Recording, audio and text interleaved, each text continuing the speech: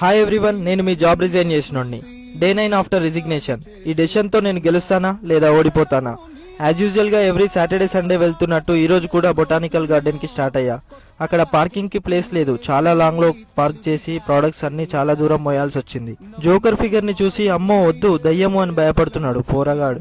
1K followers రాగానే నేను content క్రియేటర్ని అని చెప్పుకున్నాడు. ఇవన్నీ నాకు రావు, నేను చేయను కూడా. కానీ ఇది నా లైఫ్ కోసం, నా బిజినెస్ కోసం, ఒక జాబ్ రిజైన్ చేసినోడు గెలవడం కోసం చేస్తున్న పోరాటం. ఈ రోజుల్లో మన బిజినెస్ క్లిక్ అవ్వాలన్నా, ఫ్లాప్ అవ్వాలన్నా ఆన్లైన్ ప్రెజెన్స్, మార్కెటింగ్ వల్లనే సాధ్యం.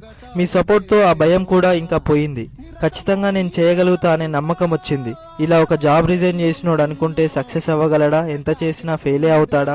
ఈ సొసైటీకి చూపించాల్సిన అవసరం మనకుంది. రేపు ఎవరికైనా జాబ్ రిజైన్ చేయాల్సిన సిచ్యువేషన్ వస్తే మనం కూడా చేయగలుగుతామనే నమ్మకం రావాలి. ఆగిపోకుండా ముందుకు సాగిపోవాలి. అదే నా డ్రీమ్. ఈ జర్నీలో నాకు మీ సపోర్ట్ ఉంటే చాలు. ఫాలో చేసి ఒక జాబ్ రిజైన్ చేసినోడిని గెలిపించండి.